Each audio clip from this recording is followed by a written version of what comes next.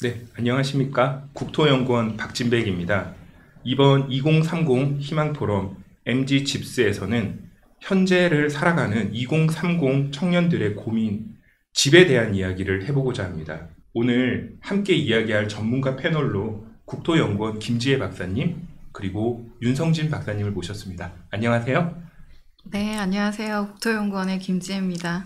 예, 안녕하세요. 국토연구원 윤성진입니다. 짧게 인사하셨네요. 네. 오늘은 집 이야기를 해볼까 합니다. 우리가 살아가는데 필수 요소는 의식주 세 가지입니다. 그 중에서 가장 지불 비용이 큰 것은 집입니다. 오늘은 그 집에 대한 이야기를 해보고자 합니다. 우리 청년들을 생각을 하면서 어떤 이야기를 할까 고민을 해봤는데, 사실 지금 생각해보면은 우리가 집을 소비하는 데 있어서 굉장히 많은 돈을 지불하고 있습니다. 그리고 또한 굉장히 많은 의사결정을 2030 세대들이 해야 되는 상황입니다. 지난주에 2월 28일입니다. 수요일 2023년 합계 출산율 통계가 발표됐습니다. 통계청에서는 2023년 합계 출산율을 0.72명으로 발표했습니다. 특히 2023년 4분기는 0.65명입니다. 인구 감소가 이렇게 지속되고 있는 상황인데요. 이 이슈와 관련해서 왜 부동산을 연구하는 저희 국토연구원 사람들이 이 자리에 나와서 이 이야기를 하는지에 대해서 먼저 좀 이야기를 해보고자 합니다. 준비한 자료를 보시면은요, 이 합계 출산율과 주택 시가총액의 변동률 추이입니다. 앞선 시간에서 우리나라 출산율은 90년대까지는 정책적인 요인에 의해서 하락했다는 점을 확인했습니다. 1990년대 후반부터는 경제적인 요인으로 전환됐다고 설명을 드렸는데, 그래프를 보시면은 주택 시가총액이 전년에 비해서 많이 늘어난 시기에 출산율이 하락하는 경향이 보입니다. 그리고 시가총액이 크게 늘지 않는 시기에는 출산율이 정체되어 있는 것도 확인할 수 있습니다. 최근 출산율은 2015년 이후에 시가총액이 증가하는 이 시기에 급격하게 줄어드는 것을 확인할 수 있습니다. 특히 2020년, 21년에 이 시기에는 통계를 집계한 이후에 시가총액이 가장 많이 늘어났습니다. 우리 사회에서 주어진 자본이 부동산에 심하게 집중이 됐었던 그 시기입니다. 이와 같은 사회의 선택은 많은 사람들의 의사결정에 영향을 미쳤습니다. 그리고 2022년에는 시가총액은 전년 대비 343조 원이 줄었습니다. 이와 같이 시장의 변동성이 확대되는 이 시기에는 높은 사회적인 비용이 발생하게 됩니다. 오늘 모신 김지혜 박사님 그리고 윤성진 박사님은 이렇게 높은 부동산 시장이 변동성이 높아지는 이 시기에 대해서 이제 심층적인 연구를 하셨고 다양한 정책적인 방안을 제시한 바 있습니다. 그래서 오늘은 이 부동산을 중심으로 해서 우리 청년들에게 어떤 이야기를 해줄 수 있을지를 준비를 했습니다. 먼저 시장 동향에 대해서 좀 살펴보고자 합니다. 요즘 집값은 좀 어떤가요? 제가 생각할 때는 좀 생각보다 좀 비싸다라는 생각이 듭니다. 이 말은 이제 우리 특히나 이 방송을 이렇게 보고 계시는 청년층들 같은 경우에는 사회 초년생들입니다. 그래서 이미 가지고 있는 이 모아둔 돈이 많이 없기 때문에 사실 지불 여력이 부족합니다. 그렇기 때문에 더 비쌀 거다 이렇게 느끼고 있을 것 같은데요. 김지혜 박사님께서는 지금 어떻게 생각하십니까? 주택 매매 시장 말씀 부탁드립니다. 우선 주택 매매 시장 관련해서는 저희가 이제 여러 가지 통계 자료를 가지고 확인을 할 수 있긴 한데, 오늘은 이제 KB에서 발표하고 있는 주택 매매 가격 지수를 준비를 했습니다. 그래서 앞에 보시는 그 매매 가격 지수 추이를 보시면 주택 가격이 큰 폭으로 상승했었던 21년까지는 해당 지수가 이제 크게 상승하는 걸 볼 수가 있고요. 이제 22년 같은 경우에는 이제 그 상승폭이 현저하게 줄어들어서 이제 소폭 상승하는 수준에 그쳤고, 이제 22년 하반기부터는 사실 급격하게 주택 가격이 하락하기 시작했죠. 그래서 지난해인 23년부터는 이제 보합 수준으로 보합 수준을 보이고 있다고 보시면 되고, 현재도 이제 그와 유사한 수준에서 유지가 되고 있다고 보시면 될 것 같습니다. 네, 맞습니다. 지금 이제 앞으로 주택 시장이 어떨 거다 이런 전망도 많지만 현재 상황에서는 이제 보합 수준을 유지하고 있다. 저도 그렇게 이해를 하고 있습니다. 윤성진 박사님, 그러면은 전세 시장은 어떤 상황인지 말씀 부탁드립니다. 네. 전세 가격 지수 추이를 보시면 뭐 매매 가격 지수와 유사하게 2022년을 정점으로 2023년부터는 전세 가격이 다소 하락하고 있는 추세다 이렇게 보입니다. 그리고 또 특히 보증금 반환이 다음 세입자의 자금, 전세 보증금에 기초하고 있다는 것을 고려하면 역전세 등의 위험이 높은 상황이다 이런 것으로 볼 수 있습니다. 네, 맞습니다.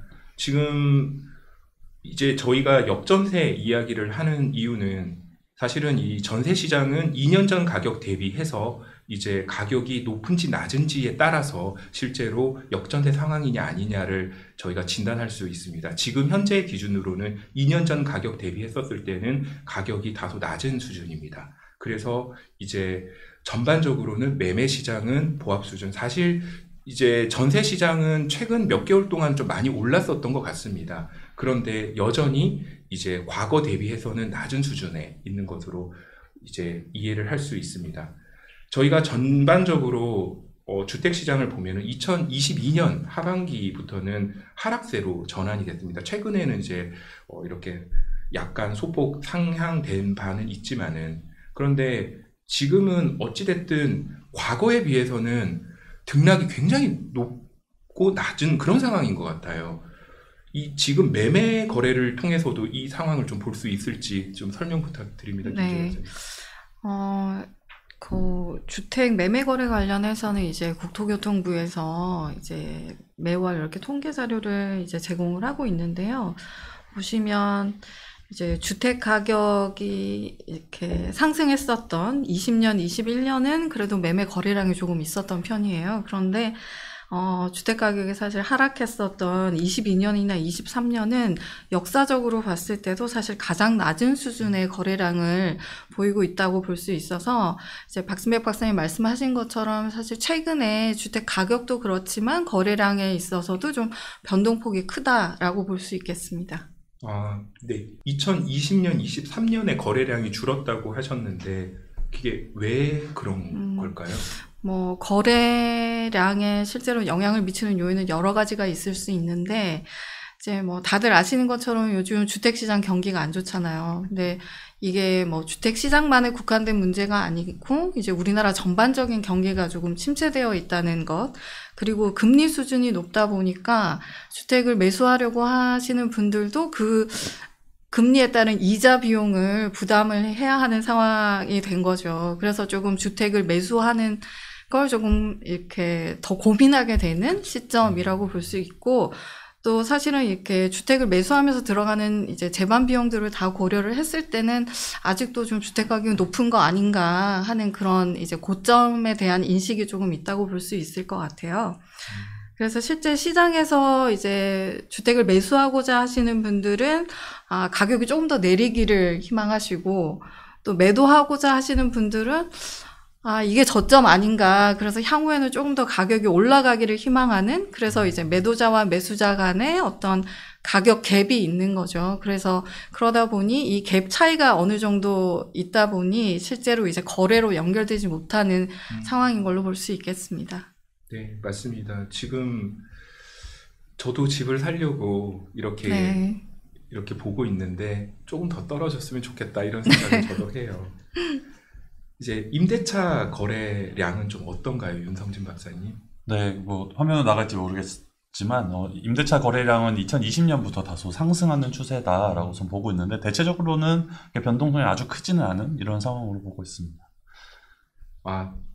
지금 준비한 그래프를 보니까 이 2020년, 23년 같은 경우에는 이제 그 매매 거래는 좀 많이 준 것 같은데 임대차 거래는 상대적으로 좀 많은 느낌입니다. 이거는 왜 그럴까요, 박사님? 그 매매 거래와 임대차 거래가 다 부동산 거래인 것은 맞는데, 이렇게 속을 좀 뜯어보면 좀 성격은 좀 많이 다릅니다. 그래서 먼저는 거주 기간의 차이인데요. 2022년 주거실태조사에 따르면 자가가구의 평균 거주 기간은 10.9년, 그러니까 10년이 넘는 데 비해서 임차가구의 평균 거주 기간은 3.4년에 불과합니다. 또 임차가구의 경우에는 같은 집에서 계속 산다고 하더라도 1년 아니면 2년마다 어쨌든 계약을 다시 해야 하는 상황이고, 이렇게 되면 임대차 거래로 잡히는 거죠. 그러다 보니까 아무래도 그 주택을 사거나 팔 때 일회적으로 벌어지고 있는, 또 그것도 시장 상황에 따라서 판단하게 되는 매매 거래량은 성격적으로 좀 차이가 있는 것이고요. 특히 또 이 자료에서 2022년부터 임대차 거래가 크게 늘어난 것으로 확인되는데요. 이것은 아마 임대차 신고제의 영향으로 보입니다. 그래서 2021년 임대차 신고제 시행 이전에는 보존금 보호를 위해서 발급받는 확정일자 자료, 이것으로 임대차 거래량을 확인했는데 2021년 이후에는 임대차 신고 체계를 구축하고 또 신고 의무를 부여해서 그것들이 반영된 수치로 좀 증가된 것이 아닌가 싶습니다. 다만 여전히 임대차 신고제를 통해서 모든 임대차 거래가 확인되고 있는 것은 아닙니다. 그래서 보증금 6천만 원 이하, 월세 30만 원 이하 임대차 거래는 신고 의무가 없고, 또 신고 의무가 있는 그 이상 금액대 거래 중에서도 다 신고되고 있는 건 아니지 않나라고 좀 보고 있습니다. 그래서 인구주택 총조사에 따르면 전월세 가구가 우리나라에 한 800만 가구 정도가 된다고 보는데요. 그분들이 아마 1년 혹은 2년마다 재계약한다라고 보게 되면 아마 한 연간 400만 정도까지는 신고 자료가 구축돼야 이것이 이 임대차 거래 전반을 좀 아우르는 통계다라고 또 볼 수 있을 것 같습니다. 아, 그렇군요. 이게 통계를 보니까 임대차 신고제 이후에 임대차 거래량을 보면은 대략 280만, 그리고 23년 같은 경우 272만 요 정도로 집계가 되는데, 맞습니다. 지금 윤성진 박사님께서 말씀하신 바와 같이 실제로 지금 신고제 도입 이후에 실제로 거래량이 많이 이렇게 포착이 되는 거는 맞는데, 여전히 그 6천만 원 이하, 보증금 6천만 원 이하, 그리고 월세 30만 원 이하는 사실은 신고 대상이 아니다 보니까 사실은 어느 정도 더 많이 잡혀야 되는 숫자가 좀 작게 잡히는 것일 수도 있습니다. 전반적으로, 그럼에도 불구하고 전반적으로 보면은 23년에는 크게 늘었는, 22년도에는 크게 많이 늘었는데 23년도에는 좀 줄었어요. 그리고 매매 거래량도 이렇게 많이 이렇게 줄어든 것 같습니다. 이게 실제로 이 전체적으로는 이 주택 시장이 이렇게 살펴보면은 장기 평균을 이렇게 보면은 이 장기 평균보다 좀 작은 수치인 것 같아요. 이게 실제 좀 전반적으로 시장에 매물이 좀 쌓이고 있고 미분양 수준도 이렇게 높은 이런 상황인 것 같습니다. 이게 아마도 이 거래하기에는 좀 비싸다, 뭐 이런 이유가 될 수도 있겠다라는 생각이 듭니다. 그런데 최근에 신문 기사를 보니까 부동산 심리가 회복됐다라는 보도가 있었어요. 저는 국토연구원에서 김재회 박사님이 네. 부동산 심리를 연구를 하시는 분으로 알고 있습니다. 네. 박사님은 어떻게 보시는지요? 네. 제가 그래서 최근에 이제 저희 연구원에서 발표하고 있는 부동산 시장 소비자 심리 지수를 저희가 가져왔는데요. 보시면 이제 24년 1월 기준으로 해서 저희가 부동산 시장 소비 심리 지수, 그리고 그 하위 지수로 이제 주택 시장 소비 심리 지수가 있어요. 그래서 그 그래프, 이제 산출된 지수를 저희가 이렇게 기상도 형태로 이제 이해하기 쉽게 표현을 한 건데, 보시면 24년 1월 기준의 수치가 23년 12월 기준보다는 조금 상승한 걸로 나타나요. 그러다 보니까 아마 기사에서는 부동산 시장에 대한 심리가 조금 회복되고 있다, 이런 기사들이 조금 나오는 것 같은데, 그리고 뭐 실제로 저희가 주택 가격이 이제 큰 폭으로 하락했었던 22년 하반기를 기준으로 하면 사실 24년 1월의 수치가 한 10포인트 이상 지역별로 대부분 지역에서 이제 심리 지수가 좀 상승한 건 사실이긴 하거든요. 그런데 저희가 여기 나타낸 기상도의 그 범례를 보시면 이제 회색으로 표시된 지역은 사실은 하강 국면에 있는 걸로 볼 수 있고, 이제 파란색으로 표시가 된 지역은 이제 보합 국면에 있는 걸로 볼 수가 있어요. 그래서 실제로 만약에 시장에서의 심리가 회복이 됐다라고 이제 표현을 하기 위해서는 사실은 상승 국면으로 접어들어서 좀 이 기상도가 이제 붉은 계열로 이렇게 표시가 되면 저희도 그렇게 판단을 할 수 있을 텐데 아직 요 이제 수준을 봤을 때는 단정적으로 부동산 시장에서의 심리가 회복됐다라고 단정하기는 좀 어려울 것 같습니다. 네. 맞아요. 지금 요 그래프를 보니까 아직 전반적으로 회색도 많이 보이고 네. 파란색, 하늘색 이런 것들이 많이 보이네요. 네. 대체로 그런 것 같습니다. 실제로 주택 시장이 어떻게 될지는 사실 좀 지켜봐야 될 네. 부분이 있을 것 같아요. 근데 이제 우리가 동향을 통해서 좀 알 수 있었던 거는 전반적으로 2020년, 21년에는 가격이 좀 많이 상승했고 후행해서 거래량이 좀 이렇게 줄었다. 물론 이제 임대차 신고제를 이렇게 도입을 하면서 임대차 거래량은 전반적으로 늘었는데 23년도에는 좀 줄었다. 이거를 알 수가 있었어요.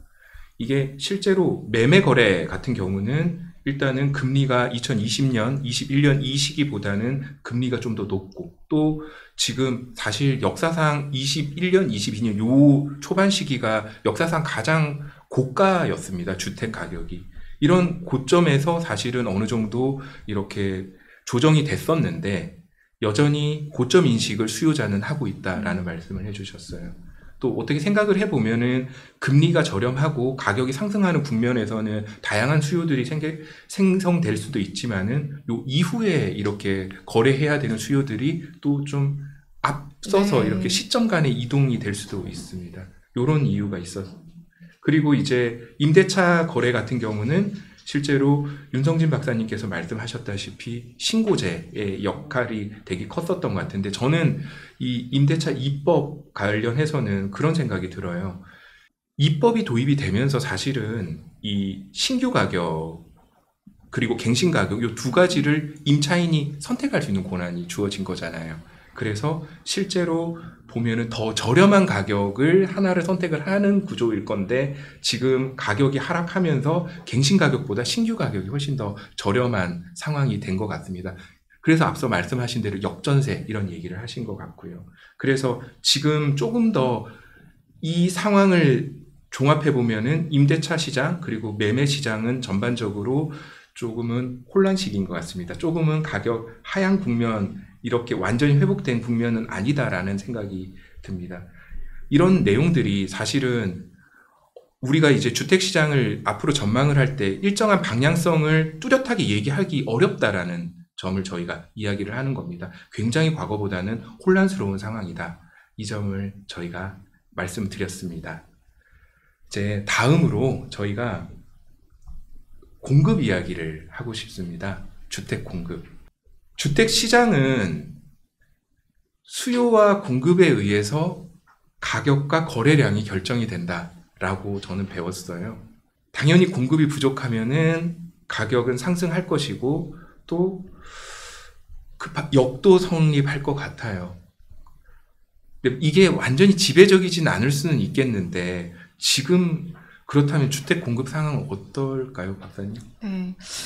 저희가 이제 주택 공급 상황을 판단할 때 이제 주택을 공급하는 그 절차에 따라서 인허가를 받고 착공을 하고 이제 준공을 하게 되잖아요. 그래서 국토부에서 이제 이 단계에 따라서 실제 실적이 어떻게 되는지를 이제 매년 통계 자료를 발표를 하고 있어요. 그래서 보시면 이제 인허가 같은 경우에는 지난 2023년 기준으로 해서 전국에 38.9만 호 정도가 공급이 됐어요. 그런데 이 수치는 실제 이제 2005년부터 22년까지의 연평균 기준으로 했을 때 실적의 한 80% 정도 수준이라고 볼 수 있거든요. 그래서 평균적으로 봤을 때도 이제 인허가 물량이 굉장히 낮다라고 평가할 수 있고, 이제 글로벌 금융위기 기간에 실제로 이제 인허가 실적이 낮았던 적이 있었는데, 그 금융위기 기간과 실제로 좀 이제 비슷한 수치를 보이고 있기 때문에 이제 전반적으로 봤을 때 인허가 물량을 기준으로 보면 이제 매우 주택 공급이 이제 안 되고 있다라고 볼 수 있고, 착공 같은 경우는 사실 인허가를 했다고 해서 모두 착공에 들어가는 게 아니기 때문에 이제 인허가 물량보다 착공 물량이 적은 게 이제 일반적이기 있기는 하거든요. 그런데 보시면 이제 23년 기준으로 해서 착공 물량이 20.9만 호고 네. 이제 글로벌 금융위기 기간이라고 할 수 있는 2008년을 제외하면 사실은 역사적으로 가장 낮은 수준이라고 볼 수가 있어요. 그래서 인허가나 착공 물량이 이렇게 현재 이제 낮은 수준을 기록하고 있기 때문에 이제 2, 3년 후에는 실제 공급 물량이 줄어들 여지가 이제 있다고 볼 수 있는 거죠. 그리고 더 나아가서는 준공 물량도 23년에 굉장히 낮은 수준을 보이고 있거든요. 이 얘기는 22년이나 뭐 21년에 이제 착공에 들어갔었던 이제 주택 공급 물량 중에서도 이제 준공을 하지 못한 물량들이 꽤 된다는 이야기가 되는 거고, 그 얘기는 이제 저희가 뭐 잘 아는 것처럼 뭐 이제 주민들이나 시공사 간에 이제 공사비 분쟁이나 이런 것들이 조금 발생하고 하면서 이제 준공이 점점 늦춰지고 있는 공사장도 꽤 있는 걸로 저희가 판단할 수 있을 것 같습니다. 네.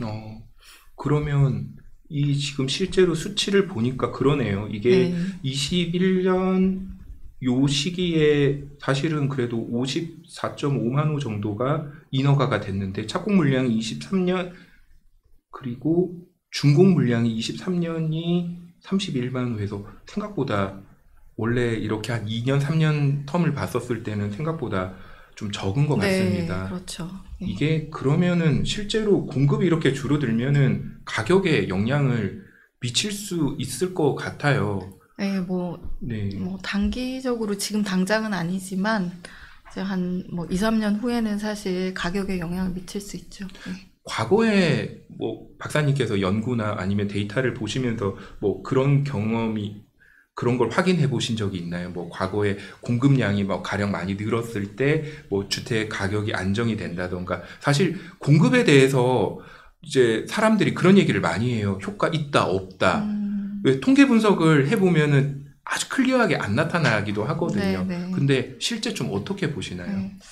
근데 뭐 말씀하신 것처럼 사실 우리나라 부동산 시장은 정책이 또 영향을 많이 미치기도 해서 또 최근에는 또 금리 영향도 커지기도 했잖아요. 그래서 뭐 공급 이외에 다른 요인들도 사실 주택 가격에 영향을 많이 미치긴 하지만 이제 기본적으로는 이제 주택 가격이라는 게 수요와 공급에 의해서 결정되는 건 뭐 학술적으로도 이미 증명이 된 거고, 사실 저희가 뭐 이제 뭐 단기적으로 이제 분석하는 기간이나 지역을 어떻게 하느냐에 따라서 조금 차이는 있겠지만, 뭐 수요와 공급에 의해서 가격이 결정된다는 걸 이제 반박하기는 사실 힘든 게 사실이거든요. 그리고 실제로 저희가 그 인허가나 착공 단계와 이제 준공이 한 3년 정도 시차가 있다라고 생각을 하고 보면, 앞서 저희가 그 인허가 물량 기준으로 했을 때 2015년이 사실 76.5만 호로 역대 최고 이제 실적을 보인 적이 있죠. 그러면 한 3년 정도 지나서 2018년이 준공이 된 시점이라고 볼 수 있는데, 그때 이제 주택 매매 가격 지수를 보면 거의 이제 보합 수준에서 왔다 갔다 하는 걸 볼 수가 있어요. 그러면 뭐 이제 단순화해서 뭐 이야기를 하자면 이제 공급이 많이 되면 그래도 주택 가격이 좀 안정적인 수준을 보일 수 있는 이제 기본적인 환경은 갖출 수 있다라고 해석할 수 있겠죠. 네.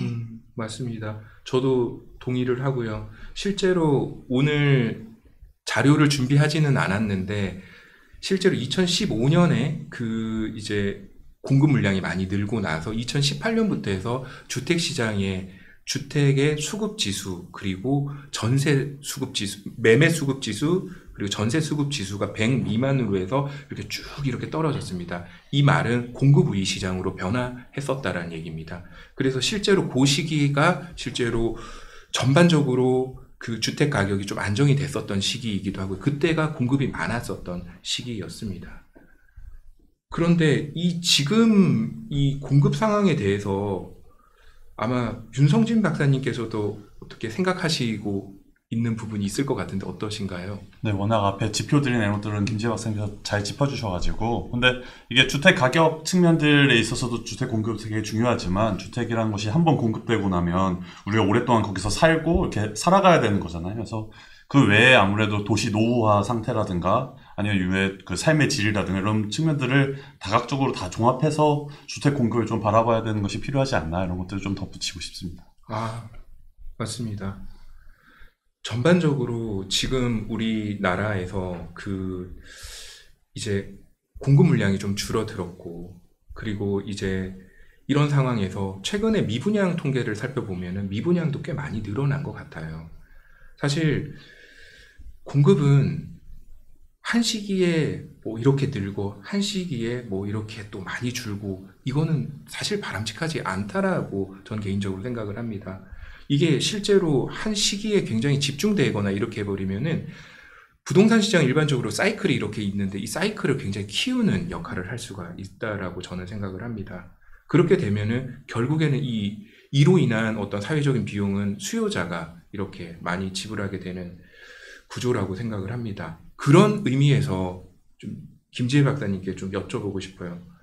지금 주택 공급을 막는 요인이 뭘까? 네. 이렇게 한번 말씀 부탁드립니다. 이제 주택 공급을 막는 요인은 크게 저희가 볼 때 한 5가지 정도로 구분을 할 수 있는데, 이제 앞에 그 그림을 보시면 이제 가장 큰 게 앞서 말씀드린 것처럼 이제 금리가 인상된 부분. 그러니까 금리가 높아지게 되니까 이제 보통 이제 부동산 그 주택 공급 사업 같은 경우에는 PF 대출을 통해서 많이 이루어지거든요. 그러니까 금리가 올라가니까 PF 대출 금리도 같이 올라가게 되고, 그렇게 되면 이제 PF 사업에서의 비용이 증가하는 효과가 발생을 하겠죠. 그게 또 크게 영향을 미친 부분 중에 하나고, 또 최근에 코로나가 있었잖아요. 그러면서 이제 건설 관련된 원자재 공급이 조금 이제 원활하게 되지 않다 보니까 이런 공사비도 같이 상승을 하게 된 거예요. 이 2가지 요인이 좀 비용 상승에 영향을 미쳤다고 볼 수 있고, 이제 다른 한 측면으로는 이제 주택 시장이 조금 최근에 침체가 되면서 이제 PF 사업에서의 시세가 낮아지는 효과가 나타난 거죠. 그렇게 되면 비용은 올라가고 이제 이윤은 떨어지게 됐으니까 당연히 사업성이 안 좋아지게 된 게 이제 가장 큰 어떤 주택 공급 지연의 원인이라고 볼 수 있고, 그 이외에는 사실은 이제 PF 대출과 관련해서 이제 과거보다는 PF 대출을 통해서 이제 이루어지는 어떤 사업비의 요소들이 많아지게 됐어요. 그러다 보면 이제 금융권에서는 이제 시장이 지금처럼 안 좋아지게 되면 당연히 자금을 조금 이렇게 보수적으로 이렇게 대출을 해준다거나 아니면 이미 해준 대출도 회수하고자 한다거나 이런 현상이 벌어질 수 있잖아요.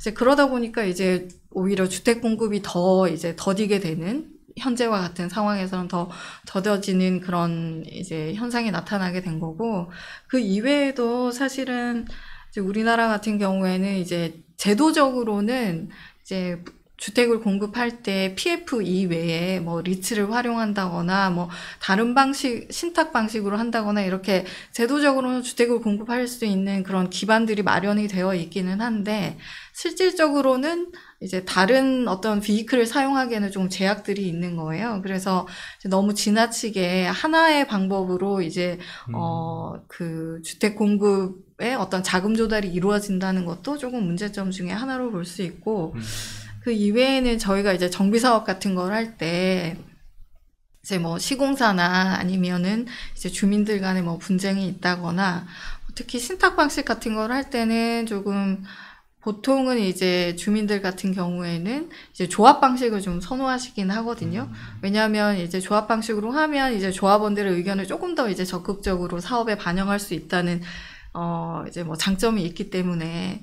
그런데 이제 신탁 방식을 하게 되면 이제 조합 방식과 비교해서는 이제 조합원들의 의사가 조금 이제 덜 반영되는 거 아닌가 하는 좀 우려들이 있어요. 그래서 그런 부분에 대해서는 조금 이제 제도적으로 좀 보완을 할 필요가 있는 것 같고, 이제 이런 이제 여러 가지 이제 그 정비 사업을 진행하면서 뭐 시행사나 주민 그리고 시공사 간의 어떤 분쟁이 일어날 소지들이 좀 있기 때문에 그게 또 이제 어떤 주택 공급 사업을 지연시키는 원인으로 작용하기도 하고, 이제 마지막으로는 이제 기후 위기에 대응하기 위해서, 그리고 또 건설 이제 공사하면서 사실은 이제 그 공사에 참여하시는 분들의 안전이나 이런 것도 사실은 매우 중요한 문제잖아요. 그죠.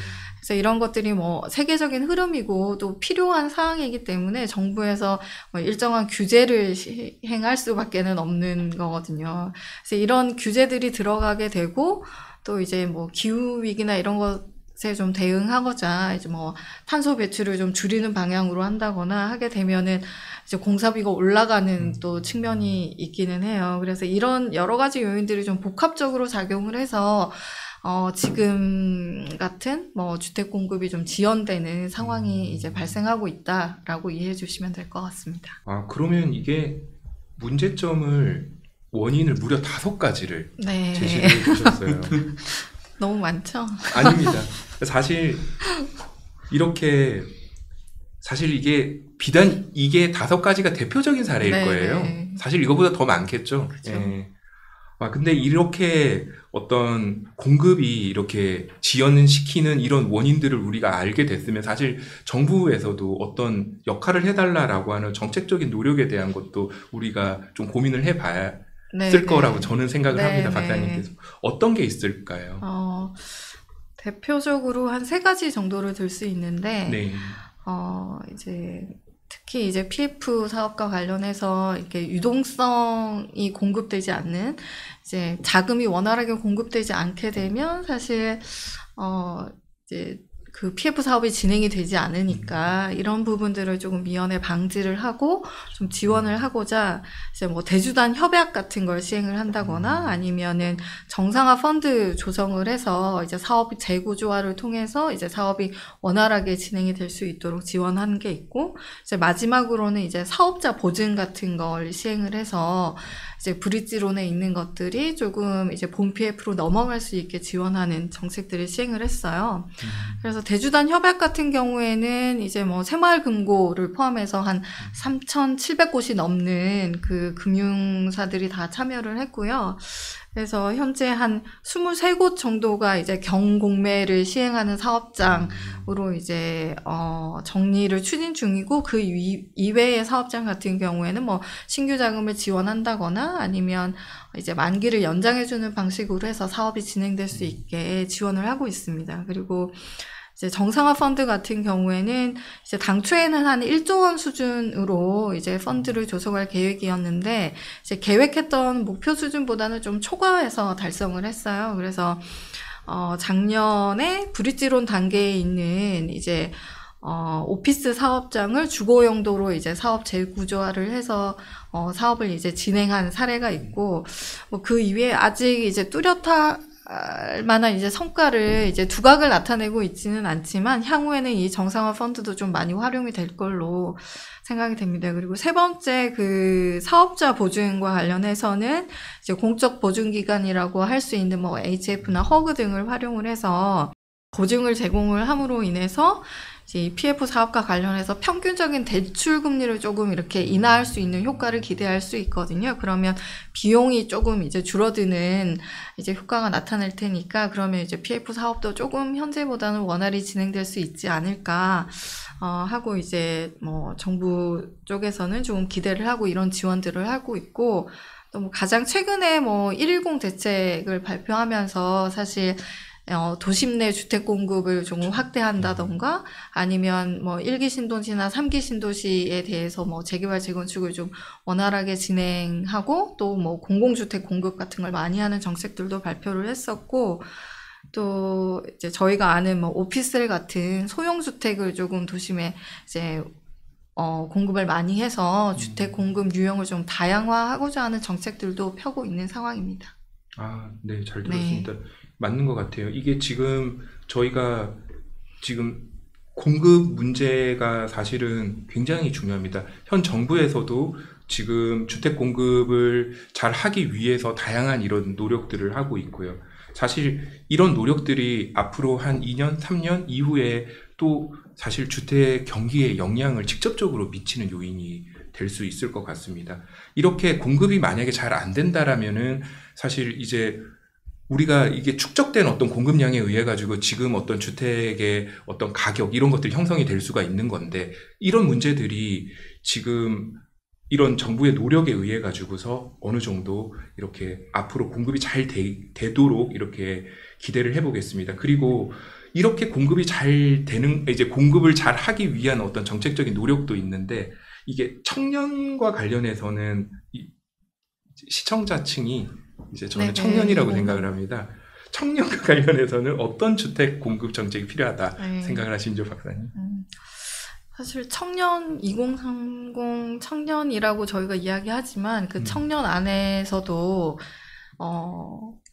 직장이 있느냐 혹은 또 결혼을 했느냐에 따라서 사실 이렇게 세분화될 수 있다고 생각하거든요. 그래서 뭐 대학생이거나 아니면 지금 이제 구직 활동을 하고 있는 혹은 이제 막 회사에 입사한 직장 입사를 한 그런 사회 초년생들 같은 경우에는 좀 정부에서 공공임대주택을 조금 확대를 해서 좀 안정적으로 거주할 수 있는 그런 환경을 조성할 필요가 있는 것 같고, 그리고 이제 뭐 부모의 소득이 조금 있다거나 아니면 본인이 이제 사회 활동을 좀 이렇게 뭐 한 2, 3년 이제 지나서 이제 직장에 취업한 지 2, 3년 지나서 조금 사회 활동을 좀 안정적으로 하고 있는 경우에는 뭐 이번에 정부에서 발표했었던 것처럼 좀 소형 주택 같은 것들을 좀 많이 공급을 해서 이제 뭐 임대주택이 아니라 이제 소형 민간 뭐 임대주택에 좀 거주할 수 있는 환경을 만들어 주는 것도 필요할 것 같고요. 또 이제 뭐 결혼을 준비하고 있거나 아니면 이제 결혼을 한 청년 같은 경우에는 이제 공공주택 공급을 좀 확대를 해서 이제 분양을 좀 원활하게 받을 수 있고, 그래서 이제 자산을 좀 모아갈 수 있는 그런 기반을 좀 마련할 수 있도록 이제 정책적으로 좀 지원하는 게 필요하다고 생각이 됩니다. 맞습니다. 적극 동의합니다. 네. 윤성진 박사님께서는 그러면은 이제 같은 질문인데, 우리 청년들을 위해서 어떤 주택 공급 정책이 필요하다 이렇게 생각하시는지요? 네. 저도 김재 박사님 의견을 전적으로 동의를 하고요. 저도 청년을 그렇게 일자리, 주거, 가족 형성 이런 것에 있어서 일련의 과정을 이행해 나가는 이행기로 인식하고 있습니다. 그렇기 때문에 아마 뭐 직장이 있는 사람, 없는 사람, 또 뭐 소득, 자산, 뭐 가족 구성, 점유 형태 이런 측면들이 되게 그 내부 안에서 되게 상당한 이질성을 갖게 되는 것이 사실이고요. 근데 이 이행 과정에 맞춰서 다양한 청년들이 어떻게 안정적으로 살 수 있을까, 또 쾌적하게 살 수 있을까를 고민하는 것이 청년 정책, 또 청년 주거 정책의 좀 핵심이다라고 생각을 하고요.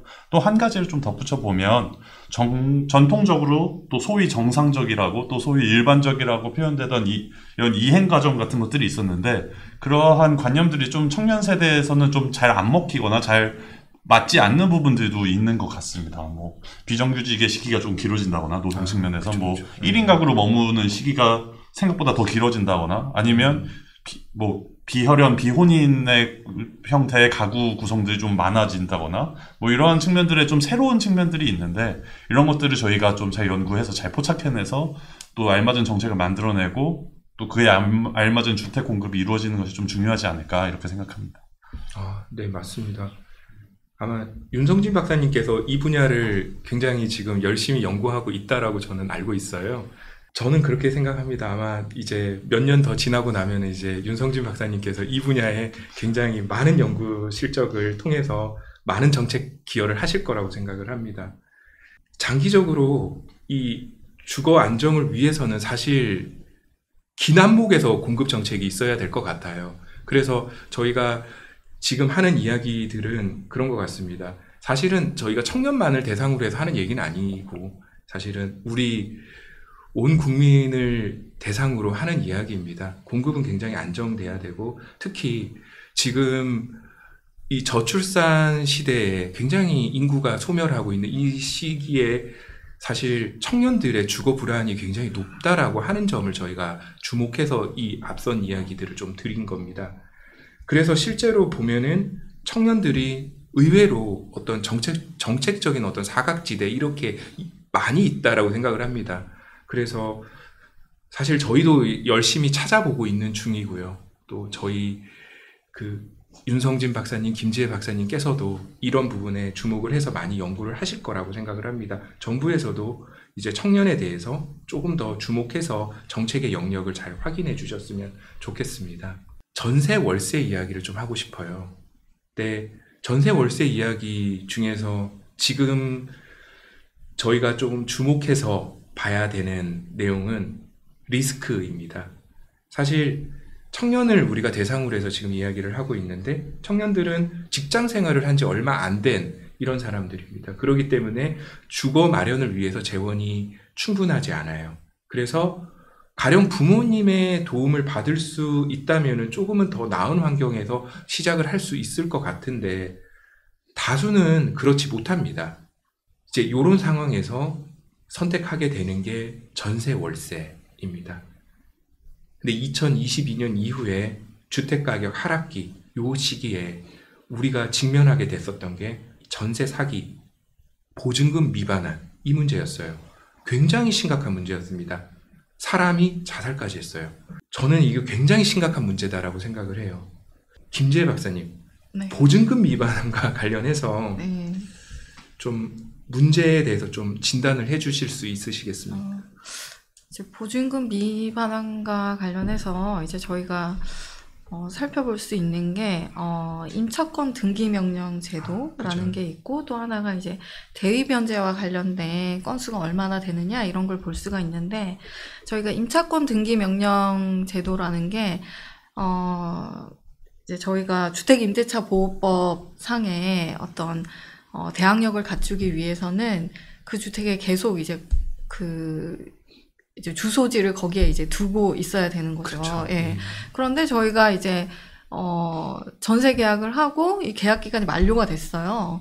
그래서 저는 이제 새로 이사 갈 집을 알아본 거죠. 그래서 이사를 가겠다고 그 집에 이제 이사 갈 집에 계약을 했는데 전 주인이 이제 보증금을 못 돌려주겠다 이런 상황이 발생할 수 있고 또 최근에 그런 상황들이 많이 발생하고 있잖아요. 이제 그렇게 됐을 때, 이 임차인이 이사를 가더라도 이 대항력을 유지할 수 있게 해주는 제도가, 임차권 등기 명령 제도라고 할 수 있거든요. 그래서 이런 경우에 이제 임차인이 이 임차권 등기 명령을 신청을 하게 되면 실제로 이사를 가더라도 그 대항력이나 우선 변제권이 유지가 되는 제도라고 할 수 있어요. 그래서 이것과 관련해서 이제 통계 자료를 보시면 이제 앞에 보시는 게 한 18년부터 이제 최근까지 임차권 등기 명령의 추이를 나타낸 건데 보시면 23년 이후에 사실 이 임차권 등기 명령 건수가 급격하게 상승하는 걸 보실 수가 있고 뭐 최근에 조금 하락하는 추세를 보이고 있긴 하지만 사실 역사적으로 봤을 때 이제 뭐 월등하게 높은 수준을 현재도 유지하고 있다고 볼 수가 있죠. 그리고 또 다른 게 이제 허그에서 이제 발표하는 자료 중에 하나가 전세와 관련된 대위 변제 관련된 추이라고 볼 수가 있는데 이 대위 변제라는 건 이제 말 그대로 이제 해당 채무자가 아니라 다른 사람이 제3자가 이 채무를 대신 변제해 주는 걸 의미하는 건데 이게 부동산 경매 같은 경우에 보면 실제로 이제 임차인보다 선순위에 있는 뭐 은행의 저당권 같은 것들을 이제 변제를 해주고 이제 본인이 이제 제일 높은 이제 선순위 이제 채권자가 되는 거죠. 이제 이렇게 되면 사실 임차인 입장에서는 이제 낙찰받은 낙찰자한테 본인의 이제 전세 보증금을 보전해 주는 걸 요구할 수가 있기 때문에 이제 본인의 이제 보증금을 돌려받기 위해서 이제 이런 제도를 좀 활용한다라고 볼 수가 있는데 실제로 허그에서 발표되고 있는 전세 대위 변제 추이를 보면 이제 앞에 뭐 임차권 등기 명령에서 봤었던 것처럼 사실 23년 이후에 크게 증가를 했고 이제 최근에 뭐 소폭 하락하기는 했지만 이제 임차권 등기 명령과 마찬가지로 이제 높은 수준을 현재도 유지하고 있다 이렇게 볼 수 있을 것 같아요. 그래서 이제 뭐 하락하는 추세에 있다고 해서 이게 완전히 안정적인 국면에 접어들었다고 보기에는 조금 어려울 것 같고 여전히 조금 전세 시장과 관련해서는 위험한 상황이다라고 판단할 수 있을 것 같습니다. 네, 맞습니다. 이게 지금 임차권 등기 명령 제도가 1999년도에 사실 도입이 됐어요. 그리고 이 허그를 통한 이 전세 보증금 반환 보증 제도가 2014년도에 도입이 됐습니다. 사실 그 이후에 저희가 확인할 수 있는 모든 통계들을 김지혜 박사님께서 정리를 해주셔서 이렇게 보여주셨는데요. 사실 과거 수준을 크게 웃도는 수준입니다. 최근 들어서 이렇게 정점에서 약간 내려온 수준이고 사실은 굉장히 높은 수준입니다. 그래서 지금 실제로 굉장히 전세 시장, 임대차 시장 중에서 특히 전세 시장을 중심으로 해서 리스크가 굉장히 크다라고 생각을 합니다. 그런데 이게 특히나 정부에서 최근에 전세 사기 이런 게 있지 않습니까? 그런데 이 전세 사기 관련된 통계를 발표했다고 들었는데 설명 한번 부탁드립니다, 네네. 박사님. 예. 2월 22일에 전세 사기 피해자에 대한 결정 현황을 이제 정부에서 발표를 했는데요. 보시면 전체 한 18,000건 정도가 이제 접수가 됐고, 그 중에 이제 전세 사기로 결정이 된 게 한 13,000건 정도 된다고 보시면 될 것 같아요. 그래서 앞에 그래프를 보시면 그 13,000건 중에서 한 1억 원 이하가 한 44% 가량으로 가장 많은 비중을 차지하고 있고, 그 다음이 한 1억에서 2억 원 수준이고, 이제 전체 한 3억 원 이하가 사실은 대다수를 차지하고 있다고 볼 수가 있겠습니다.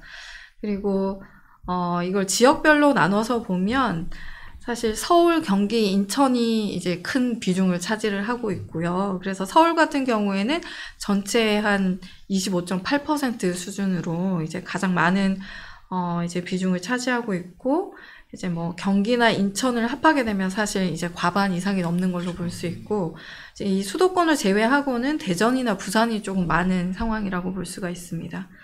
그리고 이 전세 사기 피해자의 어떤 그 연령별로 봤을 때는 이제 20세 미만은 이제 한 건 정도로 매우 작긴 하지만 사실 30대가 전체의 한 48% 정도로 이제 가장 많아요.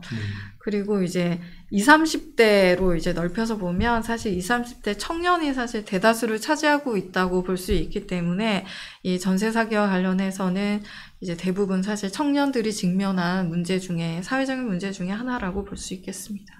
네. 이게 지금 이 수치들을 봤었을 때 굉장히 충격적입니다. 네. 사실 이게 주택 시장이 굉장히 높은 변동성이 있고, 그 이후에 사실 어떻게 이렇게 될 수 있을까 싶네요. 이게 임차인들이 보증금을 못 돌려받는 거잖아요. 근데 이게 대부분이 3억 이하 저가주택에 굉장히 집중이 되어 있고, 또 수도권, 특히 2030의 청년층이 피해 대상자였습니다. 사실 이 분야는 김지혜 박사님과 저도 연구를 했지만 진짜 전문가는 윤성진 박사님이세요. 그래서 윤성진 박사님과 조금 더 이야기를 좀 나눠보고 싶습니다. 이게 사실 이게 보증금 미반환이 되는 게 저희는 이렇게 현상을 본 거고요. 그럼 이게 이런 문제가 왜 발생하는지를 저희가 알아야 될 것 같아요. 이 구조를 한번 설명해 주실 수 있으시겠습니까? 네, 그냥 결론부터 말씀드리면 우리나라 보증금이라고 부르는데 이게 보증을 위한 돈이기보다는 이게 자금 조달을 위한 목적의 돈이다.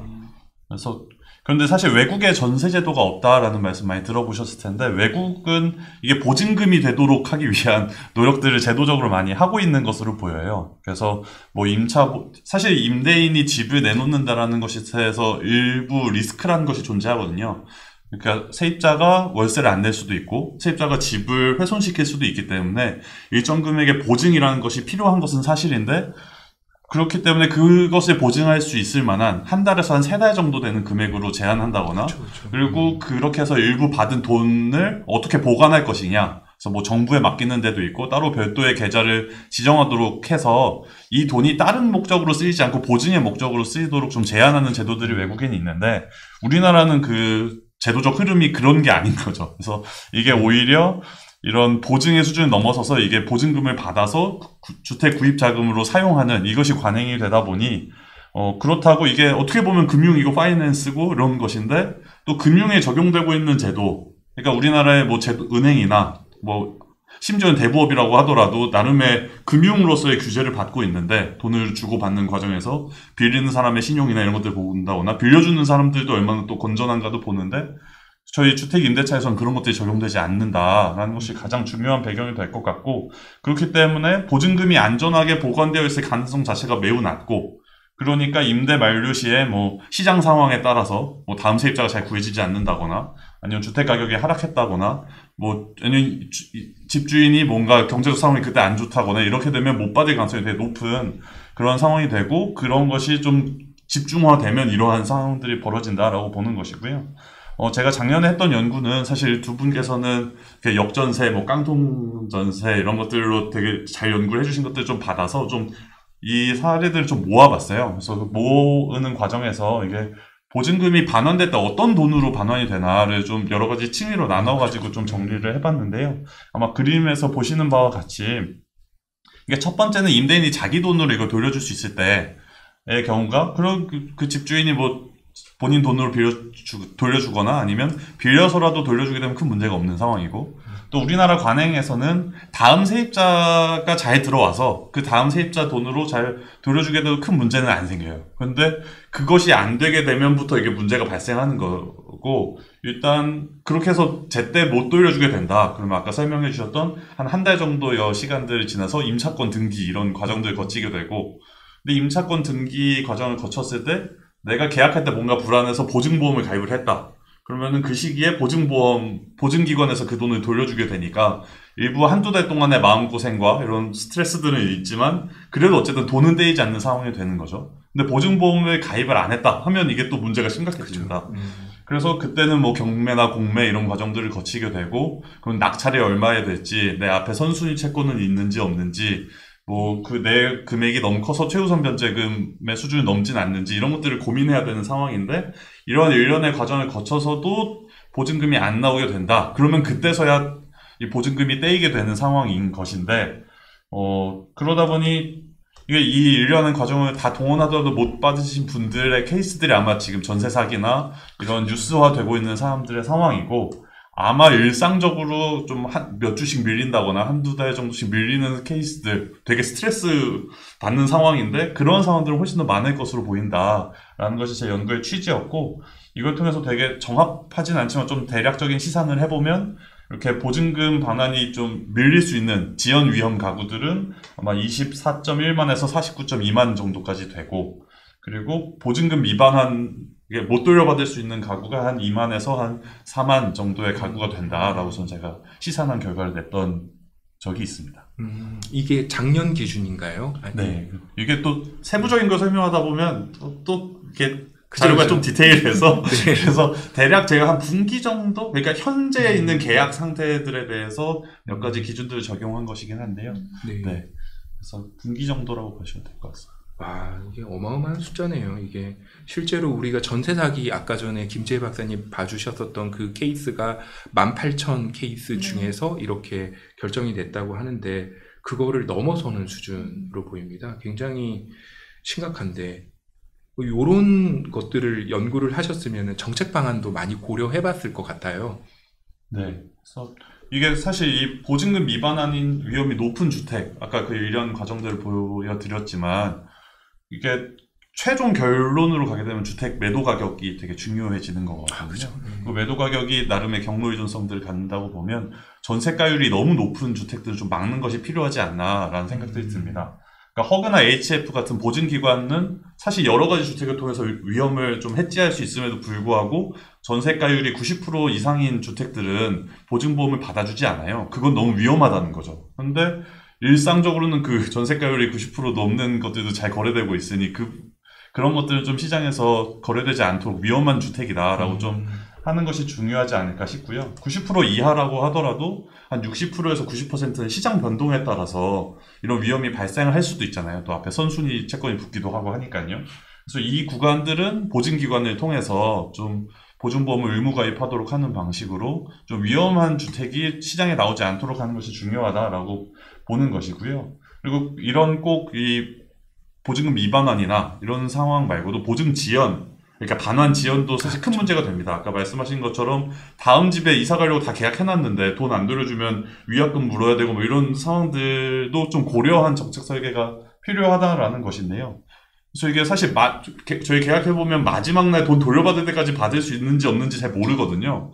그러니까 일상적으로 임차인들은 불안을 느끼고 살아야 되는 것인데 이걸 완화하기 위해서 좀 사전에 이 반환 방식에 대해서 좀 통지를 하도록 한다거나 뭐 이게 전액을 예치하는 건 좀 어렵다고 하더라도 그 보증금 중에 일부 뭐 한 다음 집 계약금 정도 되는 금액 정도는 어딘가에 좀 안전하게 예치하도록 해서 일단 그거라도 돌려주게 한다거나 또 사례들을 좀 보면 집주인이 사실 돈이 있는데 이거가 급한 돈이 아니다 보니까 그냥 어쩌다 보니 아까 저희가 계산할 때는 집주인이 돈을 빌려서라도 반환하는 경우들을 계산을 했는데 사실 그런 경우는 많이 없고 일단 지연하는 경우들이 있거든요. 다음 세입자 들어올 때까지 안 돼 하는 경우들이 있는데 그런 경우는 좀 지연 이자를 좀 높게 하게 되면 아마 집주인분들이 더 적극적으로 좀 돌려줄 수 있는 유인이 되지 않을까 이런 방안들도 좀 제시해 보았습니다.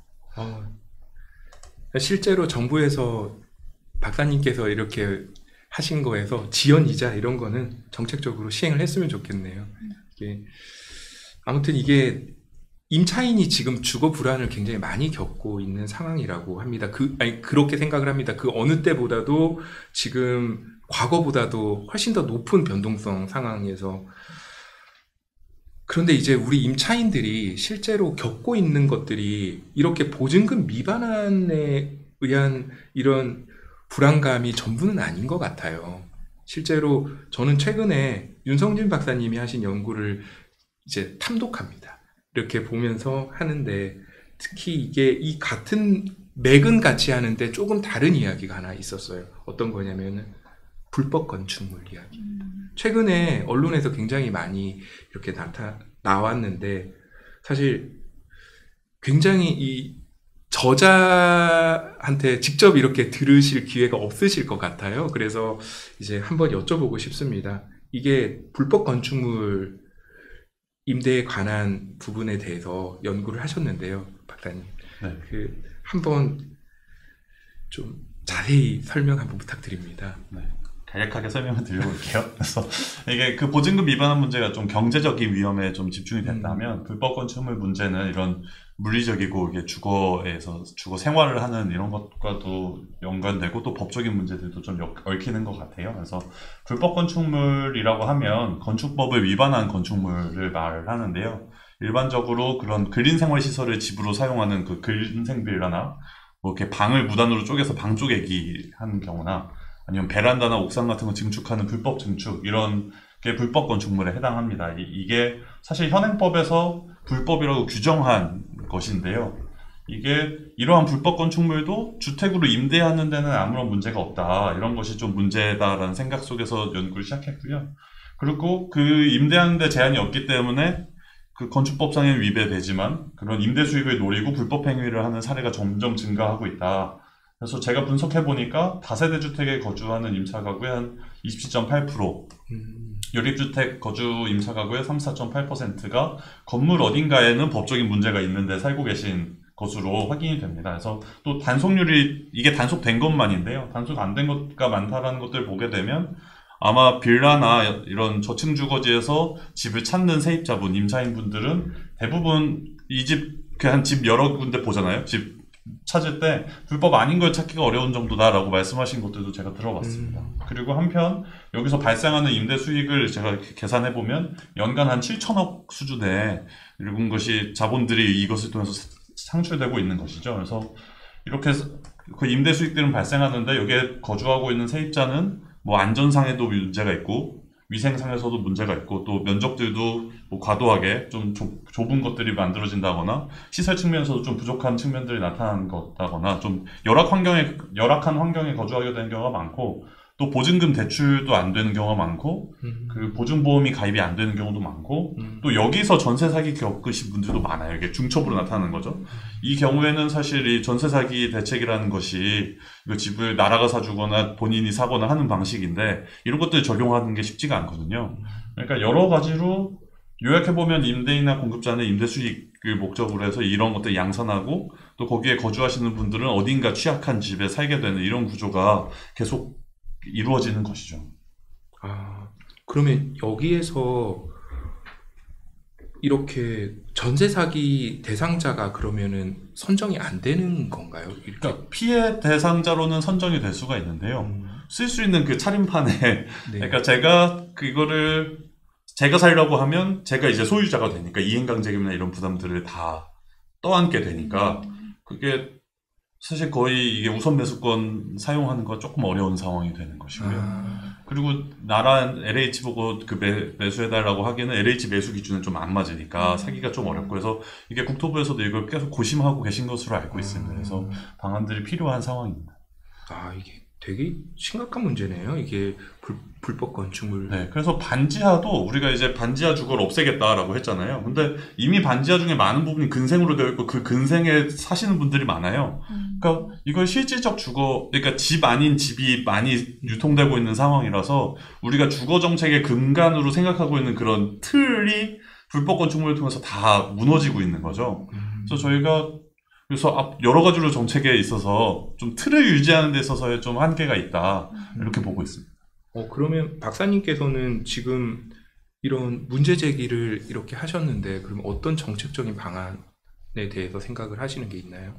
일단 좀 원론적으로 얘기 드리면 주택 임대를 위해서 물리적 기준, 법적 기준을 마련하는 게 좀 필요하다라고 생각합니다. 그래서 이게 식품, 이렇게 음식 생각해보면 식품위생법에서 위해 식품을 팔거나 이런 판매하거나 이렇게 돈을 버는 행위를 엄격히 금지하고 있어요. 또 일반 제품도 제품안전기본법에서 안전하진 않은 물건을 통해서 영리적 이익을 얻는 것을 엄격하게 금지하고 있거든요. 근데 유독 주택의 경우에만 거주에 적합하지 않은 주택, 심지어는 현행법을 어긴 주택도 이걸 통해서 이런 영리적 이익을 얻는 것, 임대 수익을 얻는 것이 좀 제한이 없는 그런 상황이고, 미국이나 유럽 같은 나라에서도 그 주택 임대를 위한 법적 물리적 기준을 엄격하게 두고 이 기준에 부합하지 않는 주택을 임대하는 것을 막고 있다 이런 상황인데 우리도 이런 기준이 필요하다라고 생각이 듭니다. 그런데 조사해보니까 이 불법 건축물이 너무 많고 또 이해관계자도 너무 많은 거죠. 그러다 보니까 이게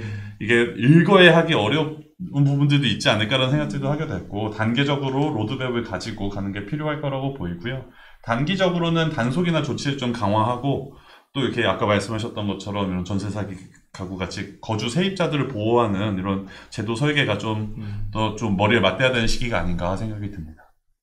네, 이게 되게 심각하네요. 이게 제가 또 윤성진 박사님께 또 여쭤볼 게 하나가 더 있는데 사실 저는 같은 맥락이에요. 이게 이렇게 지금 윤 박사님이 연구하신 내용에서 가장 대표적으로 제가 탐독했었던 게 사실 관리비 문제입니다. 사실 이게 어떻게 저렇게 다 이렇게 판단해 보면은 결국에는 임대차 거래를 주로 하게 되는 2030 세대들이 주로 이렇게 직면하게 되는 문제인데요.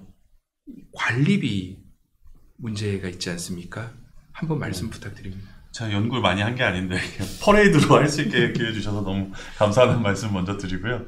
관리비라고 하면 사실 아파트에 거주하고 계신 분들은 이렇게 관리사무소가 매월 고지서 주고 그거에 따라서 이렇게 납부하고 이런 걸 떠올리실 텐데요.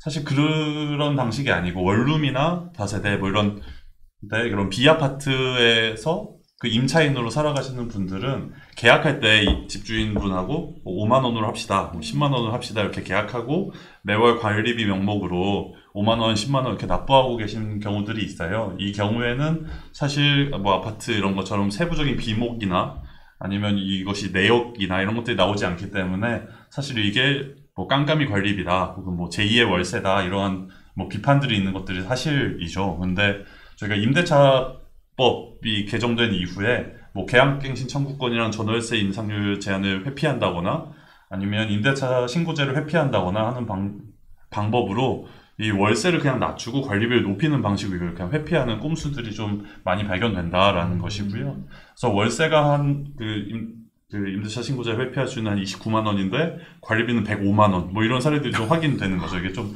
상식적이진 않잖아요. 그래서 그런 것이고 이게 근데 꼭 임대차법 이후에만 생긴 것이냐라고 보게 되면 임대차법 이전에도 이런 임대소득세를 좀 탈세하거나 사실 건보료를 좀 회피하기 위해서 이런 방식이 활용되기도 했고 또 공적 지원들이 있는 전세임대나 등록임대주택 같은 경우에도 그런 공적 지원에 부응하는 이런 책임성을 확인하기 위해서 몇 가지 규제들이 있었는데 그걸 회피하기 위해서도 좀 전통적으로 활용되던 방식이다. 네, 이렇게 보고 있습니다. 아, 그러면 이게 사실 이제 본질적으로 해소하기 위해서는 사실 신고제의 어떤 범위만을 늘린다고 이게 다 해결되지는 않을 수도 있겠네요. 어떤 정책 방안이 있을까요? 네, 사실 이게 그 여러 제도의 미비가 좀 종합돼서 여기에서 나오고 있는 것 같은데요. 그래도 그 아까 얘기했던 아파트에서 그 관리비가 나름의 잘 이런 그 부가 체계들을 갖춰 나간 것도 또 역사가 있어요. 그래서 그것들은 공동주택관리법이라고 하는 법에서 이것들을 규정하고 그 규율하는 방법들을 만들어내고 있는 것인데 그 공동주택관리법이란 게 관리주체, 그러니까 관리사무소에서 그 부과하는 관리비를 다루기 좋은 법률이라면 저희가 임대인과 임차인 간에서 주고받는 관리비를 그것이 성격이 어떠한 것인지 어떻게 받아야 되는 것인지를 규정한 게 없는 거죠. 그래서 그걸 만드는 게 중요하다. 그래서 현행은 주택임대차보호법에 관리비라는 단어 자체가 없거든요. 그래서 제 연구 이후에 일부 이거를 포함하는 입법들이 이루어지긴 했는데 아직 통과된 상황은 아니고요. 또 국토부 차원에서도 표준임대차 계약서에 관리비라고 하는 항목들을 이렇게 넣도록 하는 개정들이 이루어졌는데 사실 일선에서 그 현장에서 경험하고 있는 경험은 큰 변화는 없는 상황입니다. 그래서 이런 임대차 관계에서 부과하고 있는 이 관리비가 무엇인지부터 좀 정립해 나가고 좀 제도화 시켜 나가는 것이 필요하다 생각합니다. 아, 네. 잘 들었습니다. 지금 우리 임대차 시장 역시도 지금 다양한 문제들이 있는 것 같아요. 지금 여러 리스크 지표들도 굉장히 위험한 상황에 있는 것 같고 또 제도적인 어떤 문제로 인해서 사실 이렇게 어떤 이런 리스크도 발생하는 것 같습니다. 사실 이렇게 리스크가 발생을 하면은 모두가 다 힘듭니다. 특히나 주로 거주하게 되는 그 사람들이 가장 그 피해자가 되겠죠. 그래서 지금 오늘 많은 이야기들이 있었습니다. 그래서 정부에서는 어떤 이런 제도적으로 개선이 가능한 것부터 사실 속도감 있게 진행해달라 이런 요청을 드리고 싶습니다. 이렇게 얘기를 진행하다 보면은 사실 이렇게 리스크를 확인을 했어요. 그렇게 하고 나면은 그런 생각이 듭니다. 이게 자금력이 부족한 사람이 임대차 시장에 임대인으로 진입하는 것이 어쩌면 리스크 측면에서는 좀 근본적인 문제가 아닌가. 저는 윤성진 박사님 말씀하신 거 같은 맥이고 저도 적극 동의를 합니다. 김재희 박사님 어떻게 생각하시는지요? 자금력이 충분한 임대인 같은 경우에는 이제 월세를 선호할 수도 그렇죠. 있겠죠. 근데 상대적으로 자금력이 부족한데 뭔가 주택을 여러 채 이렇게 사서 임대 수익을 얻고자 하면 사실 전세를 놓으려고 하는 유인이 많을 수밖에 없을 것 같고, 그게 뭐 지금 나타나는 뭐 그 보증금 미반환 문제라든지 아니면 전세 사기 문제를 일으키게 된 뭐 근본적인 이제 원인 중에 하나라는 생각이 들고, 또 윤성진 박사님 말씀하신 것처럼 사실 그 전세 보증금이라는 게 이제 해외에서의 어떤 보증금의 개념하고는 조금 다르게 이제 우리나라에서는 활용이 되고 있기 때문에 그런 부분에 대해서 사실은 조금 저희가 이제 고민해 봐야 하는 시점이 아닌가. 또 이게 또 근본적인 어떤 임대차 시장에서의 여러 가지 문제들을 야기시키는 원인이지 않나 하고 생각이 듭니다. 네. 같은 질문으로 박사님 어떻게 생각하십니까? 네, 저도 임대인의 책임성이 강화되어야 된다 이렇게 생각하고요. 주택 임대라는 것이 또 집이란 게 그렇잖아요. 그래서 누군가의 안전과 건강과 또 재생산에 중요한 기본 서비스를 제공하는 행위다라는 것들이 좀 정립되어야 될 것 같고, 또 큰 돈이 오고 가는 일이다라는 것들이 저희가 인지하고 있습니다. 그래서 맡긴 보증금을 제때 돌려주는 것, 또 임차인이 안전하고 건강하게 살아갈 수 있도록 쾌적한 주택을 제공하는 것, 이것이 좀 기본적인 임대인의 의무고, 또 국가는 이러한 의무가 잘 지켜질 수 있도록 좀 규율하는 것이 필요하다, 룰을 세팅하는 것이 필요하다 이렇게 생각합니다. 특히 우리나라와 같이 전세제도가 존재하는 나라에서는 임대인의 자금력이 되게 중요합니다. 근데 우리가 이런 다수의 주택을 그 전세를 끼고 그리고 또 일부 은행의 대출을 받아서 또 소유하고 또 임대하는 상황을 상상해 보면 이게 임대인이 건전한 캐시플로우를 가질 수가 없다라고 생각을 하거든요. 그러니까 월 임대료라는 것은 없는 상황에서 주택을 팔지 않으면 또 수입이 없는 상황에서 이게 뭐 시장이 잘 될 때나 안 될 때나 이게 대출 이자 내고 보유세 내고 유지보수비 내면서 월 들어오는 캐시가 없는 상황이니까 이게 건전한 캐시플로우를 가질 수 없고 이것이 잘 안 되게 되면 피해는 온전히 세입자한테 전가되고 있는 구조인데 그러니까 이런 건전한 캐시플로우를 가졌느냐 그리고 충분한 자금력을 가졌느냐가 임대업을 할 수 있는 첫 번째 그런 허들 같은 것들이 돼야 되는 것 아니냐 이런 구조를 마련해야 되는 것이 아니냐 이렇게 생각합니다. 네, 저도 두 분의 생각과 같습니다. 저도 동의합니다. 저는 임대인이 최근에 저희가 경험을 했었던 역전세 그리고 보증금 미반환 문제, 전세 사기 문제 이런 것들을 경험하면서 지금 현재와 같은 모델은 바람직하지 않다 이런 생각이 듭니다. 그러니까 임차인의 돈은 자기 돈이 아니에요. 그래서 반드시 돌려줘야 될 돈입니다. 그래서 사실은 돌려줄 수 있는 사람이 이 사업을 하도록 정부가 일정한 룰을 만들 필요가 있다. 저는 그렇게 생각을 합니다. 일단 다음 제 준비한 연령별 점유 형태 요 자료를 보시면서 다음 이야기를 진행해 보겠습니다. 이게 앞선 이야기의 이런 논의가 결국에는 전세 제도에 대한 고민으로 이어질 수밖에 없습니다. 2022년에 조사를 한 주거 실태 조사에 따르면은 연령별 점유 형태는 10에서 20대는 월세 비중이 높은 것으로 조사가 되었습니다. 30대는 자가, 전세, 월세 비중이 다 비슷한 걸로 나왔고요. 그리고 40대 이상부터는 자가의 비중이 높습니다. 그러니까 이 말은 2030 세대는 임대차 비중이 높은 상황입니다. 그러니까 이들이 이제 임대차 거주를 하면서 이제 앞으로 자가 점유를 잘 할 수 있는 이런 구조여야 된다라고 생각을 합니다. 그러니까 이 시점에서 청년들에게 필요한 정책을 같이 고민해보고 싶다는 생각이 듭니다. 이게 조금 두루뭉술한 이런 질문일 수도 있는데요. 왜 30대가 전세를 더 소비한다라고 생각하는지 김지혜 박사님. 저도 2022년에 전세로 거주를 했었거든요. 예. 그래서 그러면 내가 그때 왜 전세로 했었지? 생각을 해보면 그러니까 예를 들어서 이제 어떤 주택에 이제 전세 보증금이 한 8천 정도 한다. 네. 근데 제가 8천만 원이란 자금이 있는 거예요. 아니면 이제 22년 당시라고 생각하면 이제 금리가 그렇게 높을 때는 아니니까 이제 전세 자금 대출을 받을 수도 있겠죠. 이거를 이제 내가 8천만 원 가지고 있는 걸 써서 전세로 내가 거주를 할 거냐, 아니면 8천만 원 중에 한 1,000만 원 정도만 보증금 내고 이제 나머지 한 30만 원 정도 되겠죠. 이걸 월세로 거주할 거냐를 제가 결정을 했어야 되는 상황이라고 가정을 해보면 8천만 원을 은행에 넣어놔도 정기예금 이자가 얼마 안 되는 거예요.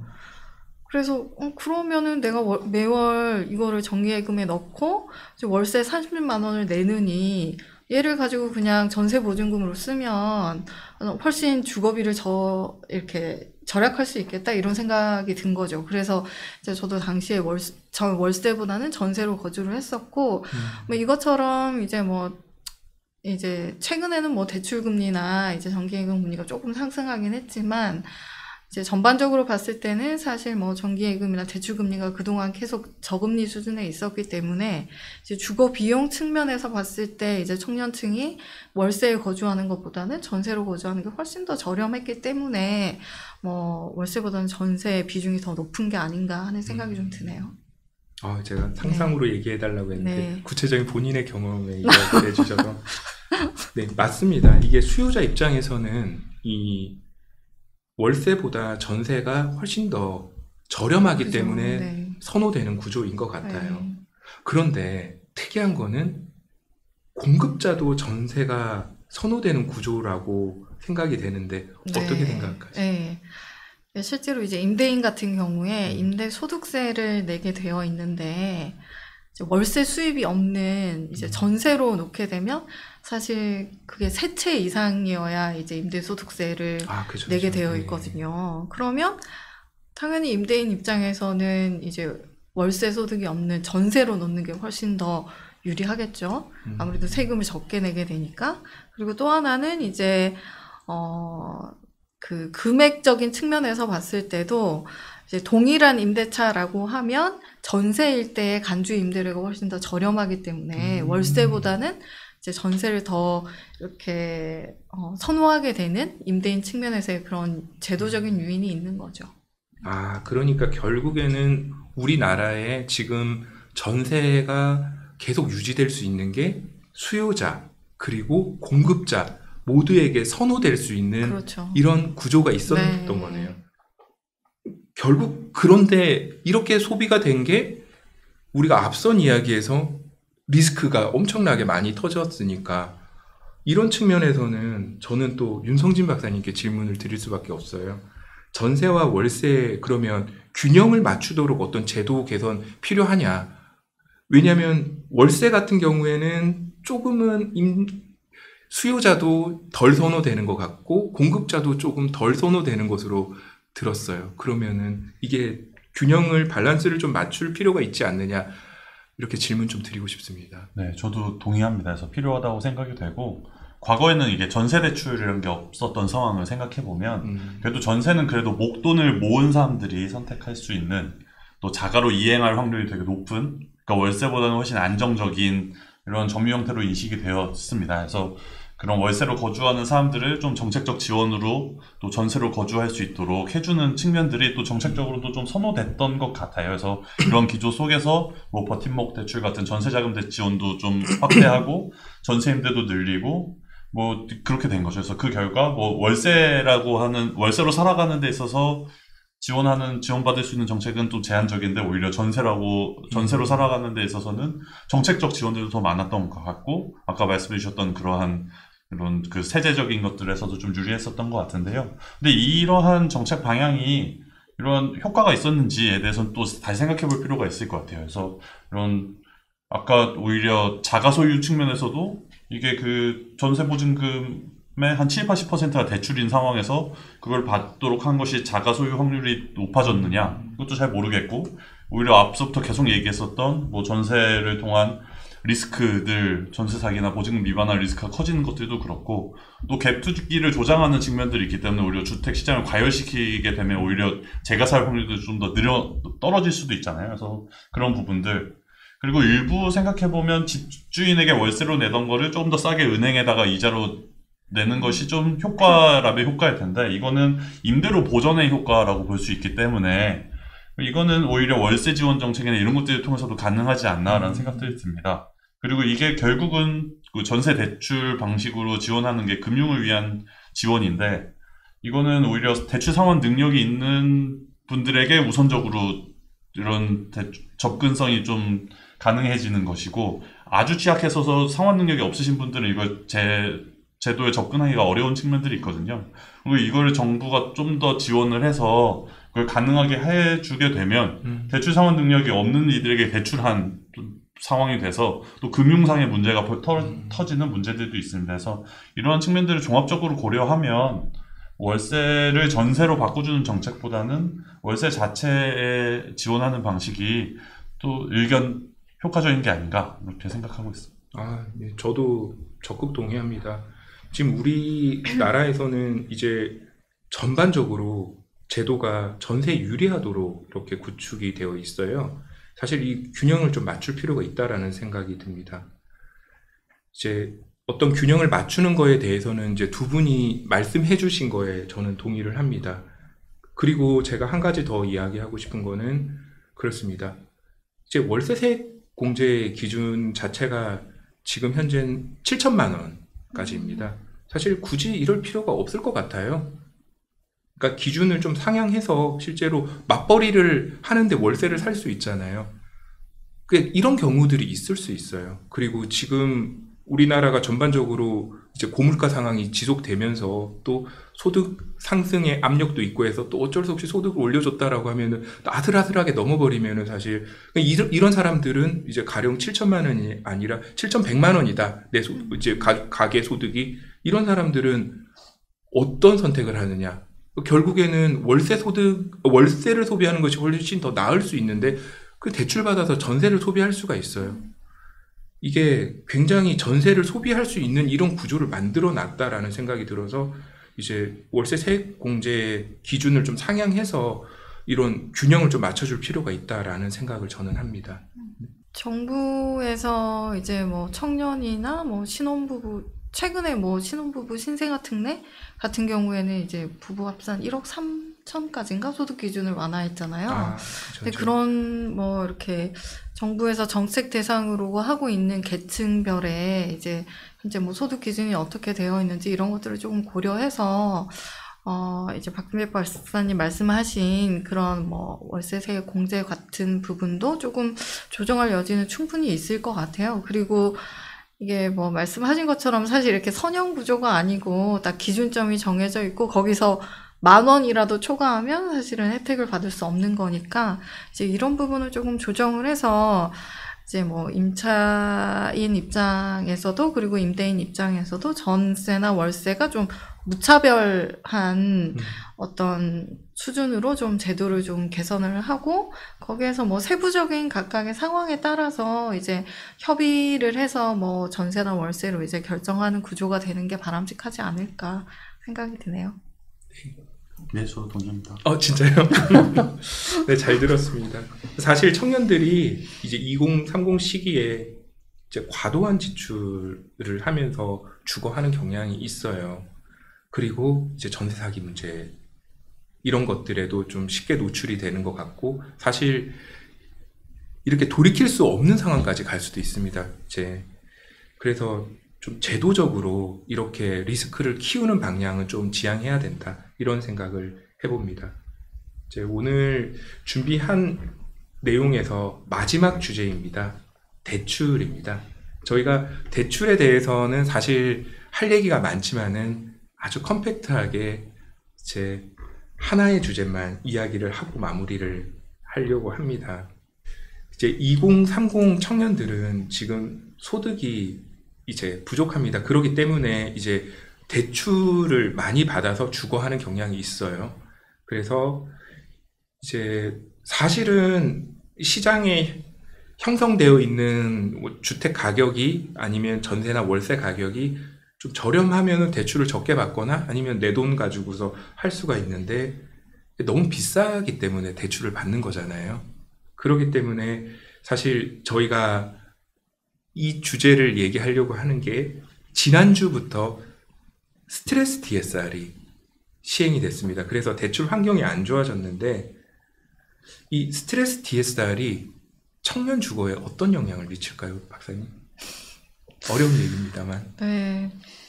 다 아마 언론 기사를 통해서 많이들 들으셨겠지만 우리나라 가계부채가 좀 GDP를 넘어선 상황이기 때문에 어떤 거시경제적인 측면에서 봤을 때는 가계부채를 좀 줄여나가는 방향으로 가는 게 맞다고 생각이 돼요. 그리고 이제 이런 차원에서도 정부에서 이렇게 뭐 DSR 관련된 규제들을 좀 강화하고 있다 이렇게 이해할 수 있는데, 네, 사실은 이제 이미 주택을 가지고 있는 이제 중장년층이나 노년층 같은 경우에는 이제 이런 대출을 받아서 주택을 마련을 했고, 그 당시에는 또 DSR 같은 좀 엄격한 규제는 없었던 상황이고, 또 주택 가격도 낮았고, 당시에는. 이제 그러다 보니까 이제 자산을 축적해서 조금 여유로운 어떤 뭐 이제 노년을 보낼 수 있는 기반이 마련되어 있는데, 사실은 이제 청년층 입장에서는 내가 모아놓은 자본도 없는데 여기에서 뭔가 소득 기반의 어떤 이런 그 상환 능력을 보겠다. 이제 거기에다가 이제 최근에도 금리가 이제 단기간에 급격하게 인상이 됐잖아요. 그러면서 이런 스트레스 DSR까지 도입을 하겠다라고 하면 청년 입장에서는 사실 주택 가격이 이제 눈에 띄게 낮아지지 않는 이상 대출을 받기 더 어려워지겠죠. 그리고 이제 변동금리로 대출을 받고자 하는 청년층 같은 경우에는 사실 대출 한도가 줄어드는 효과가 발생하기 때문에 사실은 주택을 자기가 실수요자라 하더라도 자기가 살고자 하는 주택을 매수하기 점점 어려워질 테고, 그러면 무주택 기간은 더 길어지는 좀 방향으로 이제 나타나지 않을까 하는 좀 생각이 좀 드네요. 네. 이게 앞서서 김지혜 박사님 그런 말씀하셨잖아요. 청년들에 대한 공급 정책으로 공공임대나, 네. 그러니까 이렇게 어떤 전반적인 어떤 전반적으로 대출을 받기 어려운 구조라고 한다면은 좀 청년들이 주거할 수 있는 공공임대가 예, 사실은 획기적으로 늘어야겠죠. 네, 그런 생각이 듭니다. 이게 네. 실제로 굉장히 이 무주택 기간을 늘릴 수는 있다라는 생각이 들지만 네. 우리가 거시 경제를 또 생각 안 할 수 없으니까 사실 패러독스예요. 이게 네. 굉장히 어려운 문제입니다. 근데 정부는 이렇게 선택을 한 것 같습니다. 이렇게 전반적인 스트레스 DSR 뭐 이런 이야기를 했는데요. 또 우리가 계속 얘기했었던 전세, 이것도 중요하지 않습니까? 전세 자금 대출 같은 경우는 사실 이제 이렇게 우리가 2030 세대들이 이제 주로 많이 이렇게 주거하는 거에 대한 어떤 자금을 이렇게 대고 있는 건데, 전세 자금 대출은 좀 윤 박사님 어떻게 생각하시나요? 네, 앞서서 전세자금 대출에 대한 얘기를 조금 드렸던 것 같아서, 그리고 또 전세라는 성격이 근본적으로 자금 조달 성격을 지니고 있기 때문에, 그러니까 이게 전반적인 대출 규제를 세팅하는 데 있어서 전세자금 대출이라는 부분들을 빼놓고 얘기하는 것이 오히려 어려운 상황으로 이게 포메이셔닝이 됐다라고 생각이 됩니다. 그래서 사실 현재는 주택가격 대비 전세가격이 꽤 높고, 그리고 전세보증금에서 전세대출이 차지하는 비중도 이렇게 되게 높은 상황이기 때문에 산술적으로는 주택의 가치를 넘어서는 대출도, 그러니까 LTV에 맞춰서 만들어진 그 일반 대출에 전세자금 대출을 더해서 전세보증금 합치게 되면 이게 은행이 그 집의 가치를 넘어서는 방식의 대출도 사실은 가능한 상황이라고 그렇죠. 보고 있는 것이거든요. 그렇기 때문에 어떤 방식으로든 전세대출 혹은 전세제도를 고려한 대출 정책이 설계될 필요가 있고, 그래서 이것들을 미리 아시고 박지민 박사님께서 이렇게 선제적으로 딱 전세 대출 DSR을 포함해야 된다라고 얘기해서, 이게 또 정부에서도 이것들을 검토했던 것 같고 또 발표된 것들도 있는데 이게 또 어떻게 될지는 모르겠습니다. 그래서 사실 이게 구체적인 설계 방식들은 다양할 수 있는데, 어떤 방식으로든 전세제도 그리고 전세대출 이런 것들을 고려한 대출 규제 설계가 필요하다라고 생각합니다. 네, 맞습니다. 이게 사실 전세자금 대출이 사실 현재 DSR에 포함이 되어 있지 않아요. 그리고 얼마 전에 발표가 됐는데, 사실 이제 금융위원회에서는 이제 올 업무 계획에 넣었는데 이제 일단은 백지화된 상황입니다. 이거를 생각했었을 때 전세자금 대출을 DSR에 포함했었을 때 사실 주택시장에 미칠 영향이 어마어마합니다. 사실 이게, 근데 이제 정부가 이게 생각을 할 때 왜 이런 선택을 했느냐 생각을 해보면은 주택시장에 강력한 어떤 거시적인 역량 이런 것도 고려하고 또 이런 여러 가지 문제들을 좀 많이 고민을 한 것 같아요. 그래서 이제 단계적인 어떤 도입을 생각을 한 것 같습니다. 사실 어떻게 생각을 해보면은 내가 돈을 빌리는데 내 소득을 수준을 어느 정도 고려해서 사실은 대출이 실행이 돼야 되는 게 사실은 맞습니다. 그런데 지금 현재는 주택시장에 미칠 영향을 너무 강력하기 때문에 이렇게 고민을 한 것 같고요. 이제 저는 그렇게 생각을 합니다. 앞으로 이제 우리 전세자금 대출 역시도 이제 DSR에는 단계적으로는 포함을 해야 된다. 근데 이게 어떻게 해야 되느냐 생각해 보면 이게 결국엔 주거비이기 때문에 사실 이 대출의 수요자 입장에서 보면은 이거는 은행에 월세를 내는 거랑 굉장히 유사해요.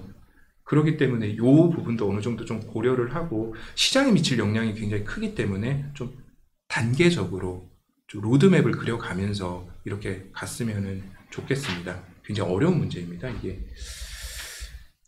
오늘 이제 마무리를 하도록 하겠습니다. 오늘은 큰 틀에서 주택시장의 동향을 받고 공급정책, 시장의 리스크, 임대차 제도, 그리고 대출 제도의 변화, 이 부분을 살펴봤습니다. 실제로 굉장히 2030 세대들이 이런 많은 문제들에 노출이 되어 있어요. 특히 주거하는 문제는 이렇게 본인이 가지고 있는 어떤 지불 여력이 크지 않기 때문에 굉장히 많은 리스크에 노출이 되어 있는 것 같습니다. 그래서 오늘 다양한 어떤 정책적인 논의를 이제 김재혜 박사님, 윤성진 박사님과 나눴습니다. 마지막으로 짧게 마무리 발언 한번 해주세요. 김재혜 박사님. 네. 저도 오늘 뭐 다양한 주제를 가지고 이제 또 연구하신 뭐 박진백 박사님이나 윤성진 박사님이랑 이야기할 수 있는 기회가 돼서 되게 좋았고요.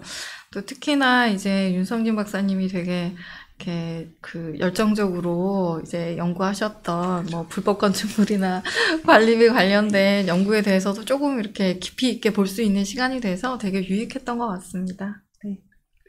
네, 저도 이렇게 제가 연구했던 거 편히 말씀드릴 수 있는 기회가 많지는 않은데 너무 이렇게 해주셔서 좀 네, 뉴스핌과 박진백 박사님과 또 김재혜 박사님께 감사의 말씀을 드리고요. 제가 했던 말들이 너무 이렇게 어떻게 들으면 또 과격하게 들리진 않을까 좀 걱정이 되는데 부족한 부분들이 있을 수 있으니까 많이 양해해 주시고 또 자세한 내용은 국토연구원 홈페이지에 가시면 이렇게 다 전제와 이런 것도 다 잘 깔아서 설명을 해 놓았으니까요. 그래서 그렇게 이해해 주시면 좋겠고 사실 저도 30대이고 또 청년입니다. 그래서 그리고 또 청년 주거 문제에 대해서 오랫동안 고민을 해왔고 또 앞으로도 고민할 것인데 이렇게 좋은 연구 통해서 앞으로 좀 더 좋은 주거 정책이 될 수 있도록 이렇게 계속 연구해 나가도록 하겠습니다.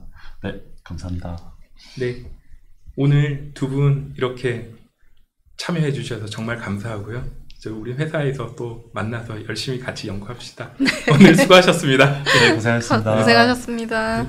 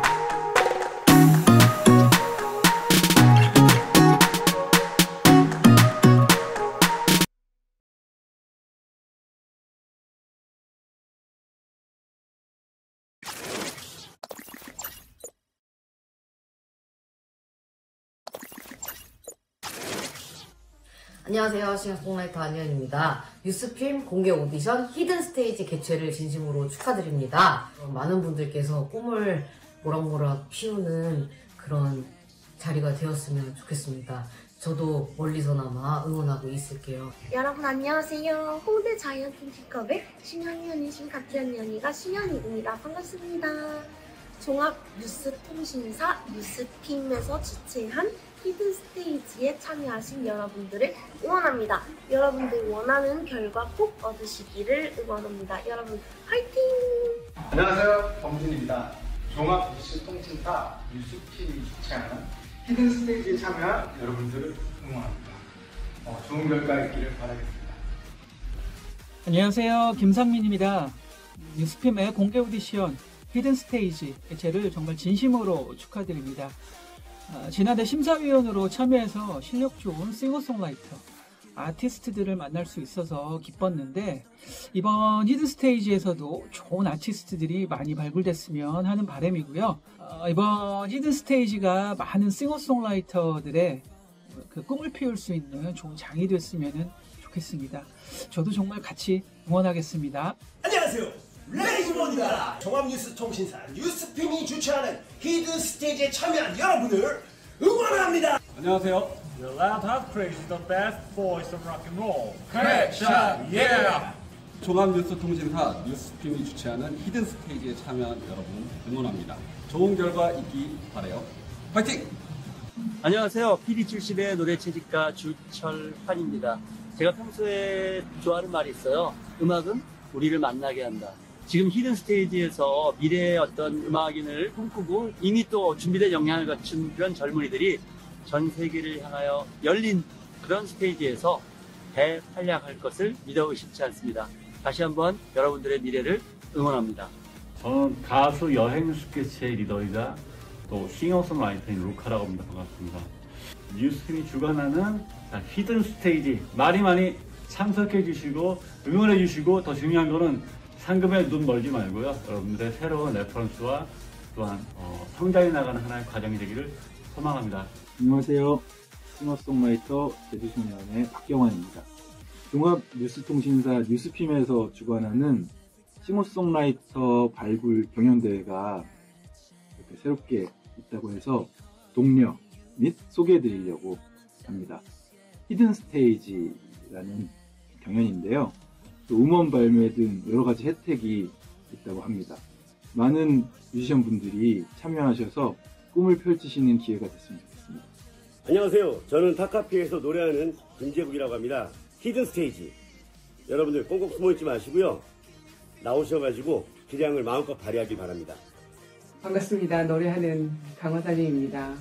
이번 뉴스핌에서 제작하는 히든 스테이지에 참여한 여러분 응원합니다. 여기 보니까 이번에 상금은 말할 것도 없고 음반 제작에 관련된 여러 가지 제반 사항들이나 라이브 클립 제작 같은 지원이 상당히 좋더라고요. 부디 끝까지 최선을 다하셔서 좋은 결과 내시기를 바라겠습니다. 안녕하세요. 싱어송라이터 유지우입니다. 종합뉴스 통신사 뉴스핌이 주최하는 히든 스테이지에 참여한 여러분들을 응원합니다. 좋은 결과 있으시길 바랄게요. 화이팅! 안녕하세요. 싱어송라이터 노드시카입니다. 종합뉴스통신사 뉴스핌이 주최하는 히든 스테이지, 히든 스테이지에 참여하는 여러분들을 진심으로 응원합니다. 모두 재능을 10분 발휘하셔서 좋은 결과 있기를 바랍니다. 화이팅!